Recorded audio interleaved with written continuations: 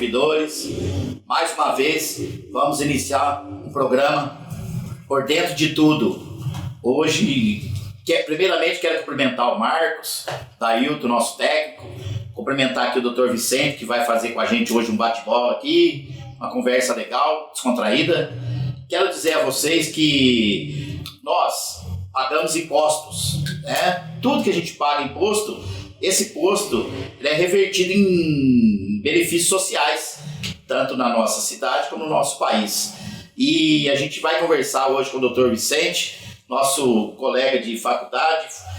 Estudamos junto, o doutor está advogando há mais de 20 anos de profissão, e quero aqui abrir uma expectativa que as coisas poderão mudar, melhorar para nós no futuro na questão financeira para o município, e aí a gente como servidor público também, para a gente buscar melhorias salariais. Hoje a gente sabe que as prefeituras estão trabalhando só com a inflação. A maioria das prefeituras, é difícil você encontrar uma prefeitura que valorize com um aumento real. É muito difícil. Então os prefeitos estão aí hoje só repassando a inflação. E a inflação a gente sabe que ela é camuflada, a inflação da gôndola do mercado não é o que o país mostra. Então a gente precisa estar atento a tudo isso. Mas a expectativa de melhoria financeira, isso vai fazer com que a gente se engaje mais, a gente tem que se unir, a gente tem que se fortalecer e buscar melhorias salariais, condições de trabalho e assim por diante. Então hoje eu quero mais uma vez cumprimentar o Dr. Vicente, Arthur Polito, e gostaria aí que a gente trocasse figurinhas, doutor, porque a experiência é o que manda. É verdade, eu agradeço aí o convite de estar aqui participando com o Sindisul, tentar mostrar alguma coisa com essa reforma tributária que vem, o que pode ser de melhor aí para beneficiar aí os municípios e obviamente aí atender também aí os anseios do servidor público, né? A gente pode tratar desse assunto, que eu puder esclarecer, eu vou tentar fazer o melhor aqui para vocês. Legal. Então fala para nós, doutor Vicente, aí do princípio do direito tributário. A gente conhece, que eu digo a população, a gente só sabe do direito civil, que é, né, a parte pessoal nossa, né? O direito penal, o direito trabalhista, mas o direito tributário é pouco falado na boca da população.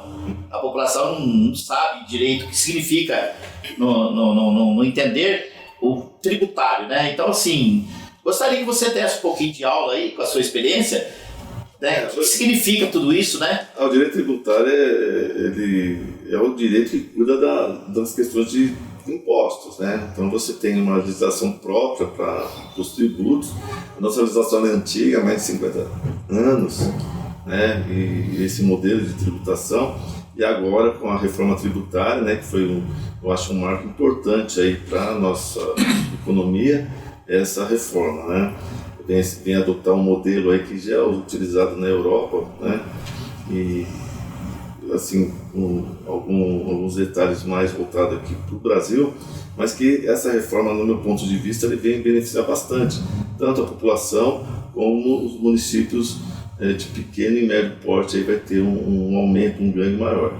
Hoje, nós temos um modelo nosso de tributação, o município, ele tem a arrecadação dele, vem do IPTU, do ISSQN, do ITBI, né, que são impostos municipais, tem participação de repasse do ICMS, tem repasse federal, Fundo de Participação dos Municípios, e você tem ali o IPVA, que é o imposto estadual, 50% desse imposto que fica no município.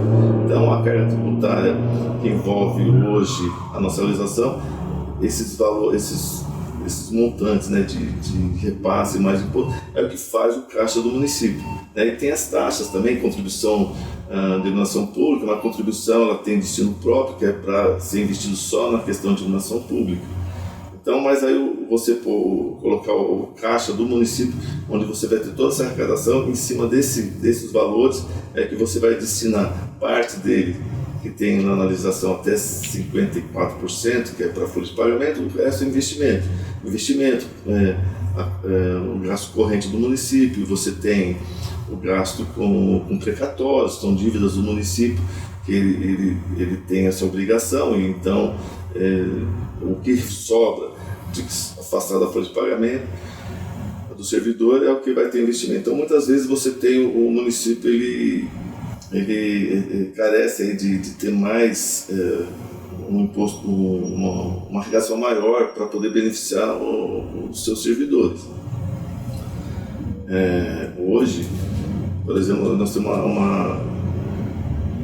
uma dificuldade grande, porque muitos municípios eles dependem só de repasse, eles não têm uma arrecadação própria, muito pouco, então a cidade acaba ficando pobre. Você tem uma população numa cidade dormitório, por exemplo. Na cidade dormitório ela praticamente não produz muito, e com a reforma tributária vai mudar essa questão, né? Você vai ter a tendência, os impostos serão cobrados no destino, né? Um exemplo, o ICMS, que é 25% do ICMS, que é um imposto estadual, ele é repassado para os municípios, né? Então, Mogi Guaçu, numa época, eu estive levantando, era cerca de 5 a 6 bilhões que gerava de ICMS em Mogi Guaçu, e o repasse era de 140 milhões para os cofres de Mogi Guaçu. Eu acho pouco, perto do que o município criava, mas isso aí cobrado na origem, o ICMS. Então, por exemplo, nós temos aqui a cidade vizinha que tem indústria de autopeça. Você compra uma peça lá dessa cidade vende de Mogi Guaçu, a tributação do ICMS vai gerar na origem, onde foi produzido o produto. Agora, com a mudança, a criação do IBS, que é o Imposto sobre Bens e Serviços, né, que vai juntar aí o ICMS com o ISS-QN, essa cobrança ela vai ocorrer, no caso do ICMS, no destino. Então, como eu falo sempre, né, nós temos quantas empresas em Mogi Guaçu que gera ICMS? Vamos pôr um número aleatório, eu não sei preciso, mas vamos pôr 5 mil empresas que geram ICMS aqui. Então, todo o ICMS que é gerado em Mogi Guaçu, na origem, é feito esse cálculo de repasse para o município pelo governo do estado. E mas quantas empresas vendem em Mogi Guaçu? Então você tem aí, dependendo de uma empresa de comércio de autopeça, você tem mais 50 mil empresas vendendo, né? Uma caneta vai gerar ICMS, né? Então, então a tendência é que aumenta a participação do município com a arrecadação do ICMS, que vai aumentar. Então, o ICMS que vai gerar no destino, e é uma coisa mais justa, né? Onde você paga, o contribuinte paga, o imposto ele fica na cidade dele. Sim. Não é justo você pagar imposto em Mogi Guaçu e em uma outra cidade ela se beneficiar. Então, a reforma ela vem aí para um aumento de 40%, é o que os especialistas estão dizendo, na arrecadação dos municípios de pequeno e médio porte. Municípios maiores, metrópoles, pelos estudos eles vão ter uma perda. Porém, essa perda ela vai ser compensada durante 10 anos pelo governo federal.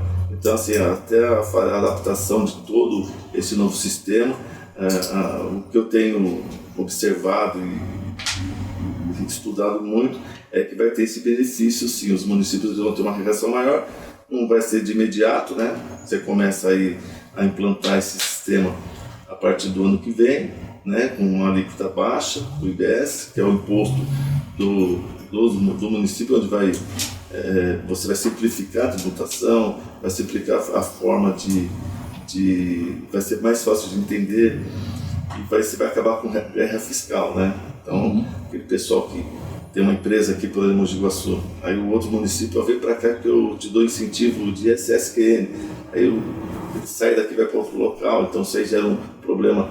Além da questão de arrecadação, desemprego, né? Você perde a questão da mão de obra, né? A pessoa estando empregada, você vai gastar no seu município, então você vai estar sempre gerando a economia do município. Então isso aí é uma tendência que vai, inclusive, a guerra fiscal do ISS-QN e do ICMS, né?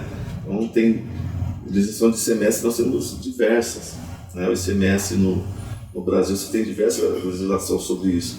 Então a guerra fiscal, a pessoa monta empresa, o empresário monta empresa na divisa com Minas, porque o ICMS lá é menor, aí tem esse incentivo, vem para cá, você vai ter. E essa aí a tendência é acabar, né? Então as empresas vão ficar fixadas em Mogi Guaçu. A gente sabe que teve empresa que já saiu daqui, empresa estruturada, tudo saiu, deixou a cidade nossa para ir para outro lugar, justamente para essa questão fiscal. Então essa é uma tendência de você acabar com isso e aumentar a arrecadação dos municípios. Então, Mogi Guaçu, a hora que tiver em pleno andamento dessa reforma tributária, vai ter um benefício muito bom, porque a gente tem um orçamento de 890 milhões de reais. Você põe em torno de 40%, vai passar de 1 bilhão. 1 bilhão e 300, mas é pouco. Se eu for ainda no ponto de vista, para mim é pouco de Iguaçu. Você tem uma ideia, Mirinho? Itapira, eu conversei com um vereador que é amigo meu lá, Faustino, e eu falei, qual que é o orçamento de vocês para o ano que vem? 530 milhões. 530, acho que é isso, 530 milhões. Olha, a população deles é 70 mil habitantes. Itapira. Vê a proporção. 60, né? É pouco. Você vê a proporção, nós temos quase 90. Nós temos uma Mogi-Mirim com relação a Itapira. Eu vi uma reportagem agora por esses dias, Mogi Guaçu já chegou no patamar de 160 mil pessoas. Então, o que é a arrecadação? Você vê Paulínia, no ano retrasado eu fiz um levantamento, Paulínia, a arrecadação dele 2 bilhões e 500 milhões, 112 mil habitantes.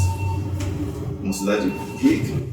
Ela tem, a minha esposa que é a Rita, é diretora, ela estava comentando com o pessoal que foi em Cubatão, o pessoal daqui da educação, que lá tem ar-condicionado nas salas de aula, que tem TV, e o pessoal não dá para implantar aqui. Eu falei, não dá, porque Cubatão também tem uma arrecadação maior, por causa da questão de petróleo ali, né? Sim. Eles recebem... Paulínia, né? Paulínia, então... Mas isso a reforma ela vem para dar uma equilibrada nisso aí. Quando você passa o imposto para onde você consome, né? Então o seu imposto onde você paga, então, ainda que seja uma cidade dormitório, ele vai gastar na cidade. Entendi. O imposto dele vai ficar lá onde ele vive, né? Uhum. Então eu vejo assim, o município ele tem uma dificuldade grande, por exemplo, o IPTU, que é o imposto. Eu falo assim, que a cidade se considera que é um condomínio. Todo mundo contribuir certinho, ajuda, né? Então o município vai usar na conservação na cidade, investimento em algum local, o pessoal geralmente não paga.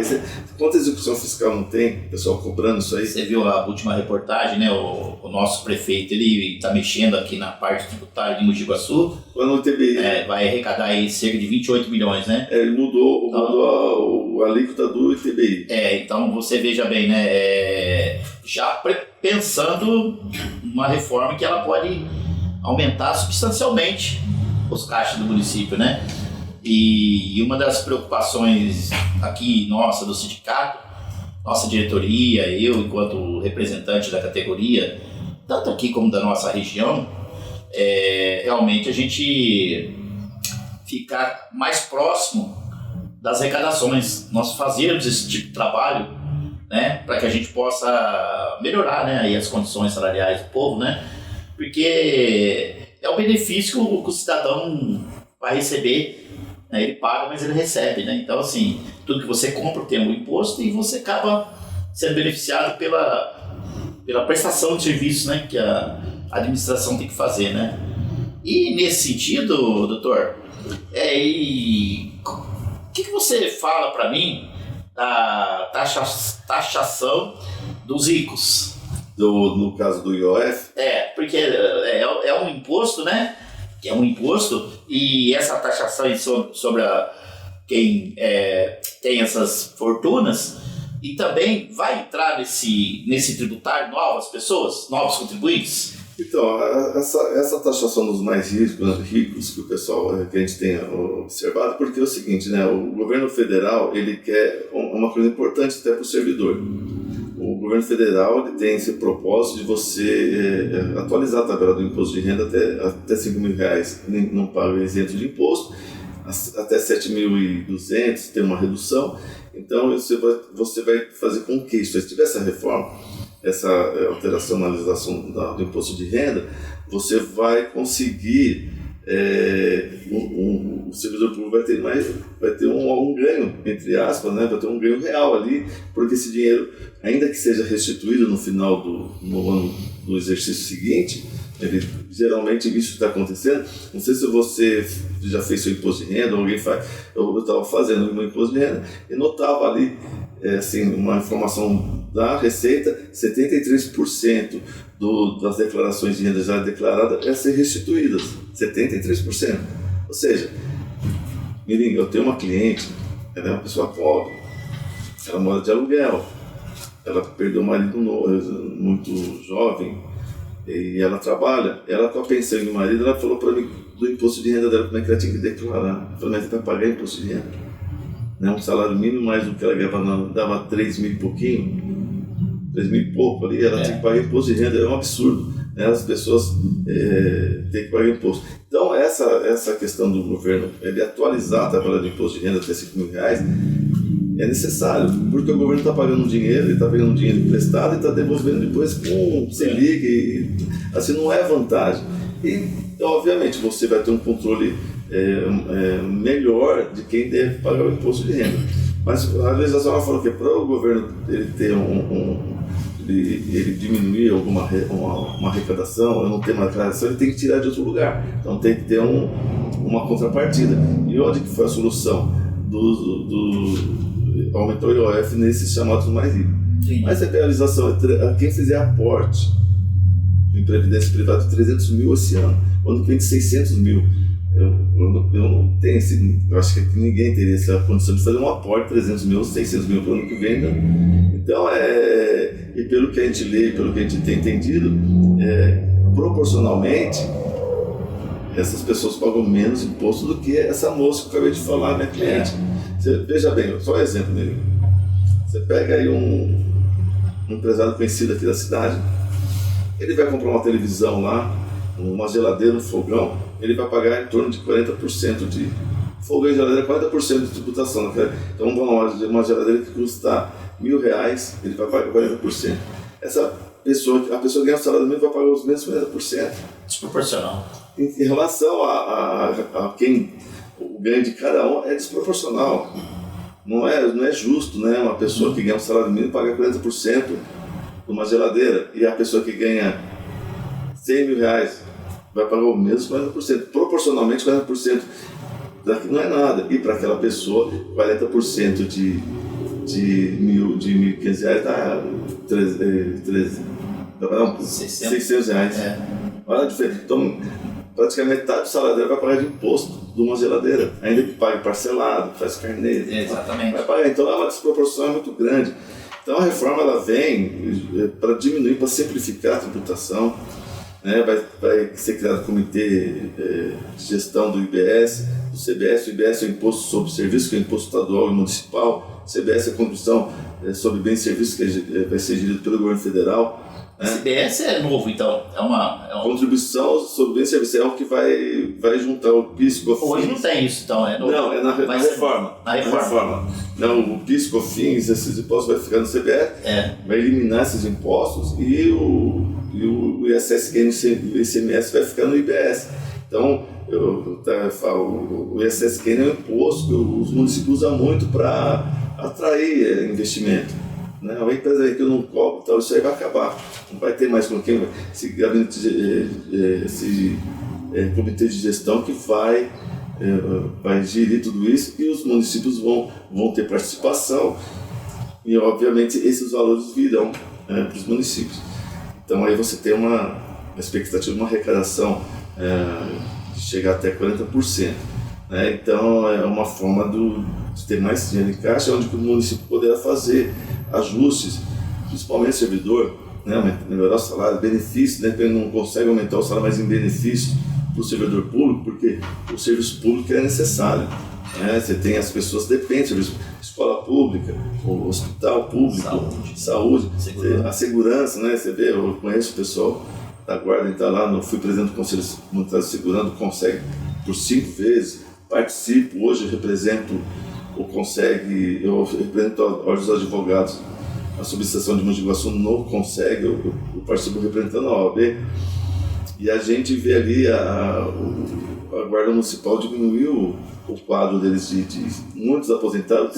Perdemos colegas de farda, o pessoal de farda, os colegas da Guarda na Covid, e isso aí não foi reposto, né? Então a Guarda hoje ela tem um número menor de guardas municipais. Sim. Então, para repor isso aí tudo, obviamente depende da arrecadação, né?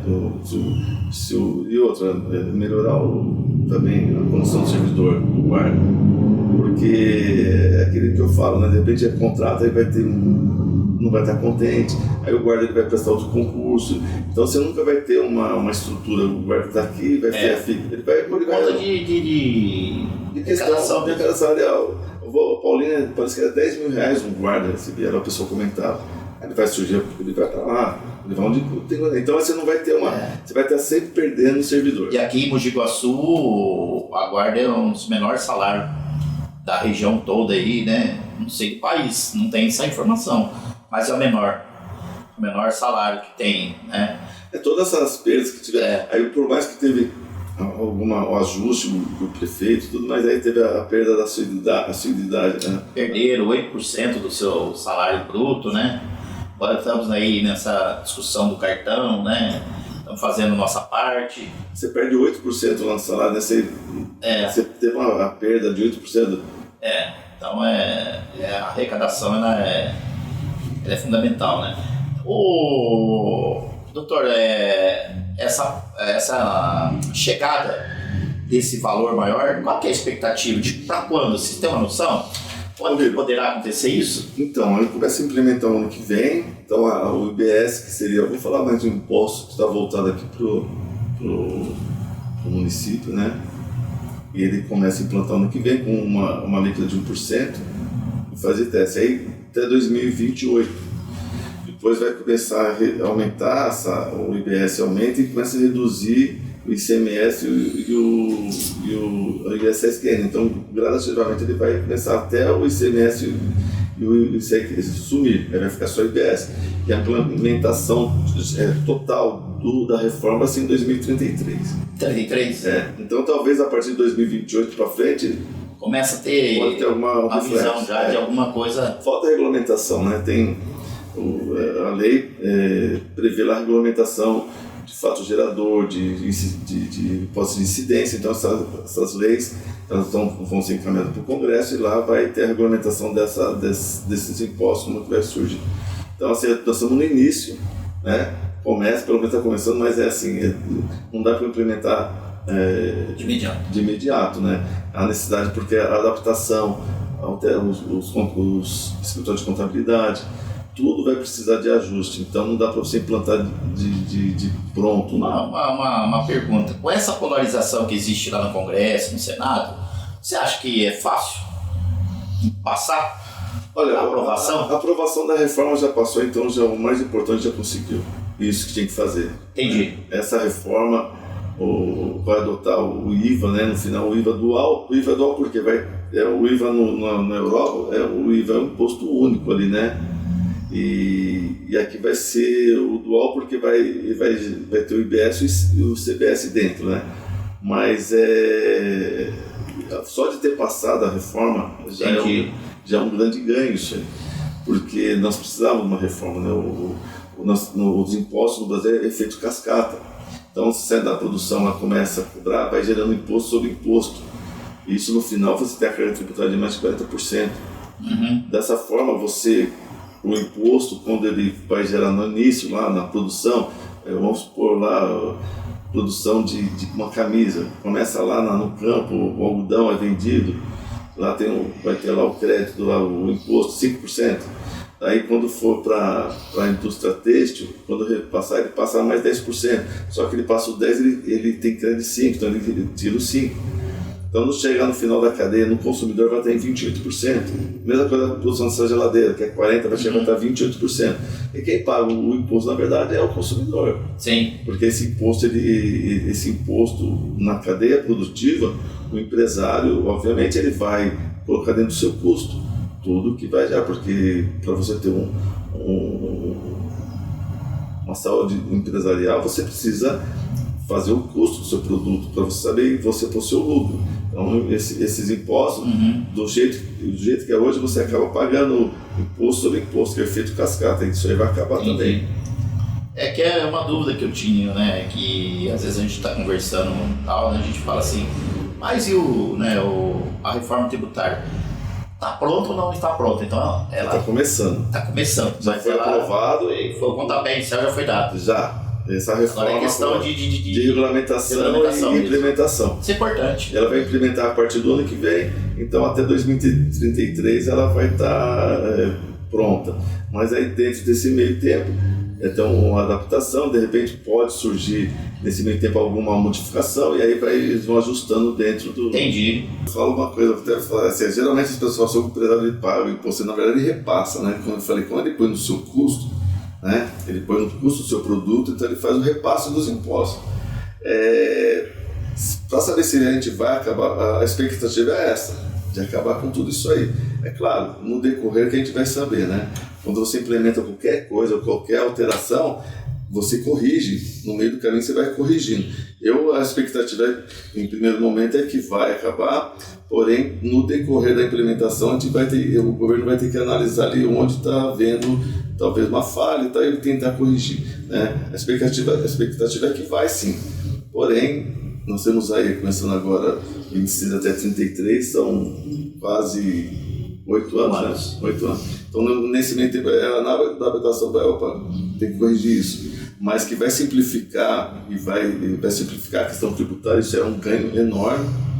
Você vai acabar com guerra fiscal também, que é um ganho enorme isso aí, né? Porque você consegue normatizar o Brasil é muito grande, você consegue normatizar de uma forma para todo mundo igual e você vai ter uma gestão melhor do tributo, né? Então você diminui a carga tributária, mas se todo mundo estiver contribuindo, né, alguns setores que não contribuem vão passar a contribuir, e aí você acaba tendo um ganho maior de arrecadação e obviamente vai beneficiar toda a sociedade, né? Porque não é um modelo do Brasil, não é um modelo inédito, ele já vem buscando isso daí, ele se assemelha muito com o modelo europeu, que lá já há muito tempo que foi implantado, né? Então, assim, não é uma coisa que vai descobrir, é uma coisa que vai implantar e fazer a adaptação para o nosso país. E eu acredito que aí que é o grande... Quando você já pega uma coisa pronta e faz os ajustes, é melhor do que você inventar algo e tentar daquilo você desenvolver. Porque você desenvolver, você vai ter tropeços, vai ter problema e você vai ter que consertar. Por exemplo, o nosso plano real. O plano real não surgiu lá com o Fernando Henrique Cardoso e resolveu. Ele veio sendo uma adaptação dos outros planos. Teve plano Bresser, plano Collor, e aqueles planos foram todos sendo lapidados até chegar no plano real, que graças a Deus deu certo, porque é um plano que quanto tempo nós somos com a nossa moeda de forma estável, né? Então hoje você consegue fazer um planejamento. Você tendo dinheiro, você consegue planejar seu dinheiro para você comprar algo, né? A gente praticamente da minha idade, aquelas inflações de 80% ao mês, pegamos isso aí. Nossa. Reajuste, eu trabalhava em recursos humanos de um banco em São Paulo, aí vinha o reajuste lá 1000%, né, no ano. O banco não queria, não, isso aí não dá, vamos fazer benefício, aí criou benefício, aí começou a criar benefício, vale alimentação, vale refeição, convênio médico, era uma forma de até beneficiar o próprio empregado, né, o colaborador, porque o aumento salarial ele vinha, mas já no dia seguinte eu perdia poder, e com os benefícios acabava ajudando a gente. E então, depois que estabilizou a moeda, nossa ficou estável, mudou muita coisa. Então você consegue fazer se programar, você consegue juntar um dinheiro, tal. Você não tem eu tenho um caso, uma moça, uma menina, perdeu os pais, tá, ela herdou uma casa. Aí, só que venderam, então ele pegou o dinheiro depois no banco. Quando ela completou 18 anos, não tinha nada, porque você perdia zero, sabe? Então, até ficou aquele negócio, é melhor deixar o imóvel no nome da criança do que dinheiro no banco. Hoje não, hoje há um tempo você pode ter o dinheiro no banco, ele vai render e tal. Se não tiver nada espetacular e surgir algo que a inflação dispare, o Brasil na América Latina eu acho que é o único país, e o Peru, que mantém uma inflação mais controlada. O dinheiro do Peru, inclusive, é mais forte que o nosso. Agora, a Argentina, a inflação deles não perder o controle. Né? Então, são vários aspectos aí que faz você ter um dinheiro forte. Né?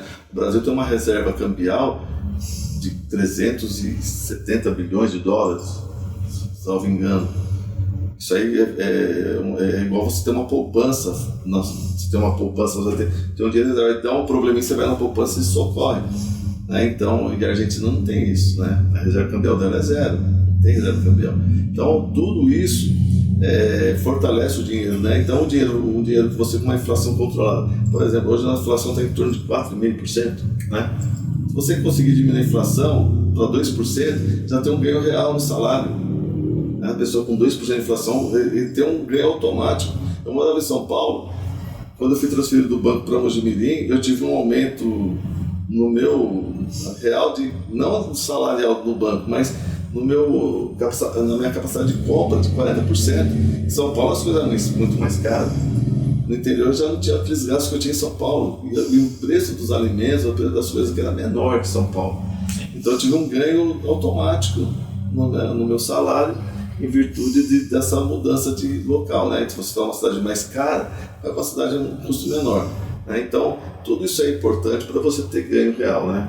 A gente contribui com a Previdência, a gente tem a noção de que a gente precisa disso no futuro. A gente vai querer aposentar e tudo mais.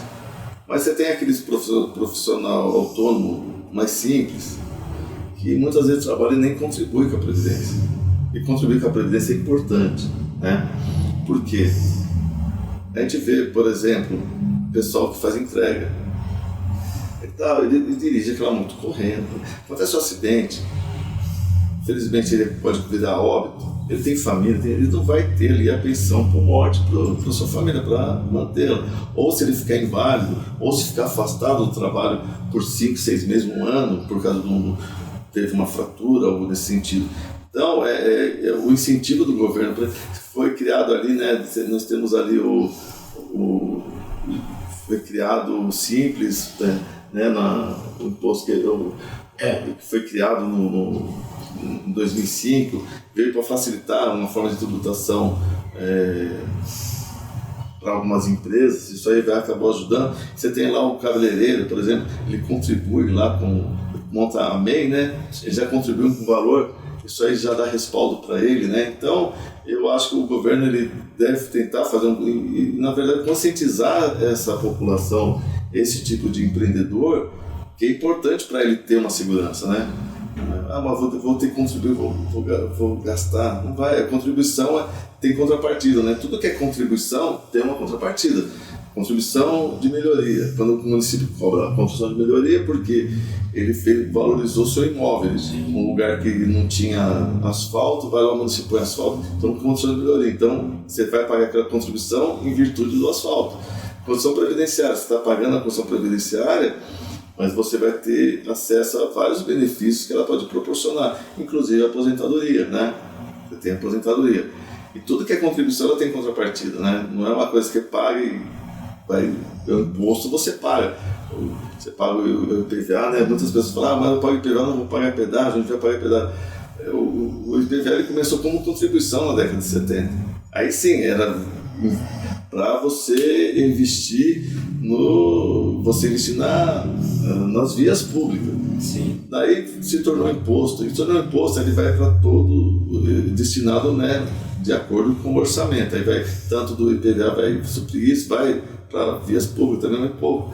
E não vai de 100%, né? E você tem, aí você tem os pedágios. Né? O pedágio, tipo, em São Paulo praticamente é concessão praticamente de todas as rodovias. E essas rodovias, eles arrecadam a arrecadação do pedágio para investir. Então você pode ver que sempre está em obra, sempre é uma obra, porque você tem que justificar o pedágio com o investimento que você faz na rodovia. Então, aí eu pago IPVA, mas então já não é mais contribuição. Né? Por exemplo, nós temos aqui a rodovia SP-340, quando ela foi privatizada, em 98 foi a primeira privatização. E esse contrato, ele é até 2018, de 20 anos, estendeu mais 8 anos, justamente para pagar o custo dela. Né? Então nós tivemos aqui desapropriação, nós nós tivemos construção de obras de arte, que são os viadutos, passarelas. Então você teve a desapropriação, principalmente é um custo muito alto. E todo esse custo que foi investido para deixar a rodovia do jeito que ela está hoje, nós estamos pagando. Então por isso que foi estendido lá mais 8 anos. Agora vai ter um novo leilão e o governo do estado está querendo implementar aqui o pedágio automático, lá, o free flow. Tá? E falar, para investir na rodovia eu preciso, mas eu acho desnecessário. Por quê? Quando foi o Mário Covas lá, que era o governo do estado, que criou a concessão das rodovias, foram criadas praças de pedágio justamente para isso. Então de Jaguariúna a Mococa você vai ter 4 praças de pedágio. São 4. A cada 30 quilômetros você vai ter uma praça de pedágio, justamente para custear toda essa obra. Essas obras foram... Se você for ao redor de Mogi Guaçu, você tem pedágio para Itapira, você tem para Limeira, para Conchal, Araras. Então sempre vai ter... Tudo foi feito para essas obras. Então quem assumir a rodovia hoje, se não fizer melhoria nenhuma, só a conservação, o pedágio tem que diminuir. No meu ponto de vista, o pedágio tem que diminuir. Essa criação de colocar o free flow a cada 10 quilômetros, você vai aumentar o custo. Esse que é o problema. Hoje, de Campinas aqui, hoje, nós tivemos uma audiência pública aqui recente, eu tinha feito um levantamento. Na época, o pedágio era R$16,50 Campinas. Então, quem vai para Mogi Guaçu, Campinas, gastava R$33 e de volta. Né? Com esse free flow que ele quer implantar, cada praça de pedágio até Campinas ia custar R$2,60. Carro simples, caminhão com eixo, e cada eixo ia aumentar. Então o custo nosso para Campinas aí aumentaria em 40%. Então assim, a questão do repasse, a questão do aumento do pedágio, ele vai muito além, você vai muito nos investimentos, né? No caso de investimento e tal. Mas assim, eu particularmente acho que já foi gasto, na rodovia já está pago. Agora, próxima concessão, ela tem que verificar isso e baixar o preço do pedágio, se for só conservação. Ah, mas eu vou fazer a terceira faixa? Poxa, tudo bem, terceira faixa tem pontos que precisa. Você pegar aquele trecho lá de Mojimirim, tem uma clive grande ali, você vai pôr uma terceira faixa, não precisa pôr na extensão da rodovia toda, só em pontos que é necessário, perto das cidades, se aproximando das cidades e tal. Na terceira faixa ele vai gastar o quê? Não vai desapropriar nada porque já está desapropriado. Tanto a faixa de domínio como o canteiro central. Você vai usar essas partes, você não vai ter que pagar ninguém, já é do governo do estado. Você vai atender municípios que não têm arrecadação mínima, tem uma arrecadação mínima, tem quase arrecadação. Você vai conseguir atender, melhorar a situação desses municípios, né? Porque muito município aí depende de repasse estadual e federal. Não funciona se não tiver o repasse. Muito pouco que arrecada. Então isso aí você vai ter uma justiça tributária para esses municípios. Sim, eu acredito, eu tenho plena convicção que nós teremos sim uma justiça tributária. Cada município vai ter lá a sua participação, justamente para o município poder também fiscalizar se está sendo correto o que vão passar para repassar para o município, né? Então vai ter essa participação. É necessário, né? É necessário ter. O município que não se adequar a isso também, é necessário ter um representante lá para acompanhar isso aí. Eu falo assim, né? O ser humano, eu tenho uma visão comigo assim, né? A turma fala muito de assistencialismo, né? Você vê no todo o Brasil hoje, todo mundo recebe assistência do governo. O empresário recebe também, como recebe? Quando você tem lá isenção de IPI, isenção de alguns impostos, né? Quando você tem o parcelamento da dívida tributária, o empresário está lá de dificuldade, aí ele vai lá, tem um refis. Então isso aí são tudo o governo dando assistência para as empresas. A organização é importante. Quando você consegue controlar os seus gastos, isso não é só para a empresa, para o município e para a gente em casa. Você não pode gastar mais do que você arrecada. Eu trabalho, minha esposa trabalha, meu filho trabalha, a gente tem lá a nossa renda familiar e a gente sabe onde gastar, tem que comprar isso, tem que fazer isso. Qual que é o nosso orçamento? O nosso orçamento é X. Então a gente pode gastar até... A gente tem orçamento X e a gente tem um gasto corrente de Y. Isso aqui todo mês a gente vai ter. Conta de luz, água, o mercado, o combustível. né? Bom, para investir, a gente quer, minha esposa fala que quer pôr fotovoltaica em casa, vamos fazer e tal. Não, vamos, qual que é o custo disso? Isso aí custa para a nossa necessidade R$20 mil, dá para investir? Então, porque senão a gente tem que socorrer a banco.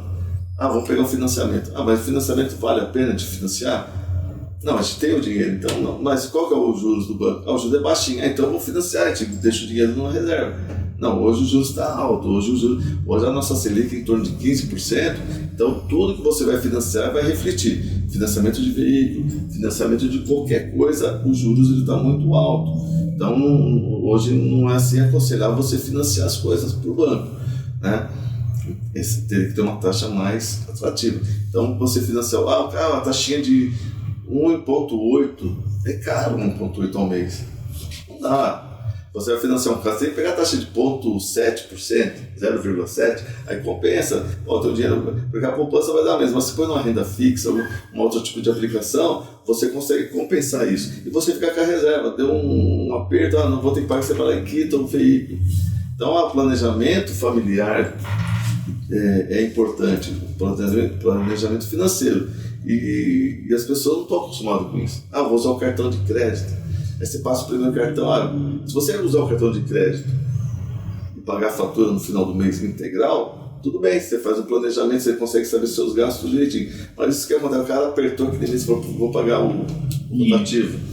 Aí vai virando. Aí daqui a pouco, e os juros do cartão de crédito é altíssimo. Hoje, empréstimos em instituição financeira, você vai ter o empréstimo pessoal consignado, né? Consignado tem que tomar cuidado agora, da previdência que não está tendo mais, né? Com questão do INSS. Mas o consignado de empresa, você tem uma taxa menor, porque já tem a garantia do salário para pagar. Então, mas mesmo assim está alto. Então, o planejamento familiar financeiro é importante. E as pessoas têm que entender o que ela recebe, o que ela vai ter disposição para gastar.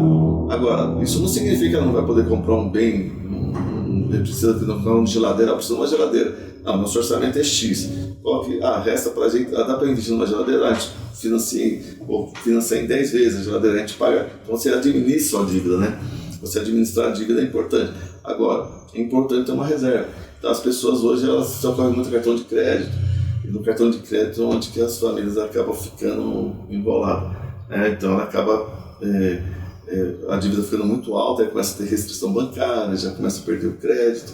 E a pessoa ela tendo crédito e tendo controle financeiro, seu controle financeiro, ela consegue ter uma vida tranquila. E com a reforma você vai ter uma diminuição na ordem tributária, de carga tributária, mas você depende aí desse período até o negócio ficar todo implantado, né?